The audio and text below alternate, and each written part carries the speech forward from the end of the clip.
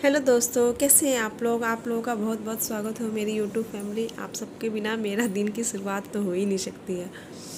सुबह सुबह मैं नहा धोकर रेडी हो चुकी हूँ अपने किचन में जाने के लिए, क्योंकि हम हाउस वाइफ का सबका यही काम होता है। सबसे पहले नहाओ, अपना पूजा पाठ करो, उसके बाद फिर किचन में, क्योंकि किचन से हमारे दिन की शुरुआत होती है।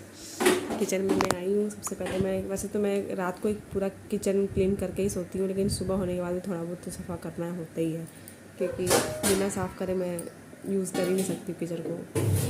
इसके बाद फिर मैंने क्या किया, मुझे आज बनाना था अपनी बेटी के लिए खीर और पूड़ी। खीर तो मैं बना चुकी हूँ, पूड़ी बनाने की तैयारी हो रही है मेरी। फटाफट मैंने आटा चाला, उसके बाद उसमें थोड़ा सा अजवाइन और नमक डाला। पूड़ी बनाने के लिए मैं रेडी हो गई।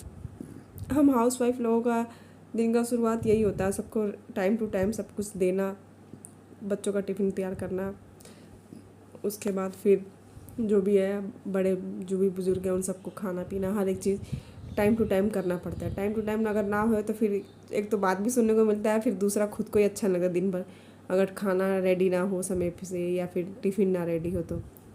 इसलिए ये सब करना हमारे लिए बहुत ज़रूरी है, और करके हमें खुद को भी संतुष्टि मिलता है। क्यों, मैंने सही कहा ना।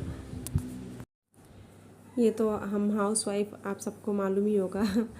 उसके बाद फिर मैंने पूड़ियाँ बनाने के बाद फिर मैं गई ईशिका का, फिर उसके यूनिफॉर्म में प्रेस करा, क्योंकि बिना प्रेस करे वो जाना बिल्कुल नहीं पसंद करती है। डेली वॉश करना, डेली उसे प्रेस करना, उस तरह से उसे पहन कर जाना अच्छा लगता है। क्योंकि मैंने पहले का आप लोगों ने मेरा वीडियो देखा होगा, क्योंकि वो जूनियर हेड लीडर बनी है, तो उसके लिए उसे पूरा मतलब वो पूरा अच्छे से रेडी होकर जाना पड़ता है, पूरा साफ़ सुथरा हर एक चीज़ में बढ़िया से बन के जाना पड़ता है। क्योंकि अगर नहीं होगी रेडी अच्छे से, तो फिर उसे वो आगे अपने स्टूडेंट और अब बच्चों को कैसे वो मतलब बोल सकती है या फिर कुछ भी कह सकती है। इसलिए उसके इस चीज़ में मेरी भी सब पूरी जिम्मेदारी है, क्योंकि मुझे ही उसको सब कुछ तैयार करना है, मुझे ही अच्छे से उसे रेडी करना है।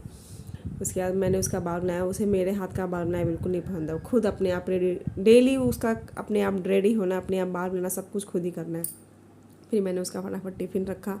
मुझे इतना तो आराम रहता है कि कम से कम मुझे उसे रेडी नहीं करना पड़ता, खुद ही रेडी हो जाती है, खुद ही तैयार हो जाती है। टिफ़िन रखने के बाद फिर मैंने उसको भेजने के बाद फिर मैंने डुग्गू जी को उठाया अपने, उनको फिर रेडी किया। क्योंकि इसके बाद मैंने इसे थोड़ा सा काजू भी दिया था ईशिया को खाने के लिए। खाना बिल्कुल पसंद नहीं करती, लेकिन ज़बरदस्ती देना पड़ता है। और बारिश की वजह से देखिए कितना काला काला अंधेरा अंधेरा हो रखा है, बारिश आने का बिल्कुल हो गया। इसलिए मैंने ईशिया को कहा तुम जल्दी जाओ, नहीं तो बारिश आएगा तो फिर कपड़े ख़राब हो जाएंगे। उसके बाद फिर डुग्गू को रेडी किया, उनको भी तैयार करके फिर उनको भी स्कूल भेजने की तैयारी करी। इसके भी गाड़ी का वेट करते करते इतना टाइम हो गया, गाड़ी ही नहीं आई। फिर मैंने इसकी बड़ी मम्मा को बोला, मैं कहा दीदी आप जाकर छोड़ के आओ। वो गए, छोड़ के आए। उसके बाद फिर से वही रूटीन हम लोगों का, डेली बैठे रहना, दिन भर आराम करना, और कोई काम ही नहीं है। ओके, बाय बाय दोस्तों, फिर मिलेंगे आप सबसे नेक्स्ट ब्लॉग में। बाय। कैसा लगा आप लोग ज़रूर बताएं, कमेंट भी ज़रूर करना। Okay bye.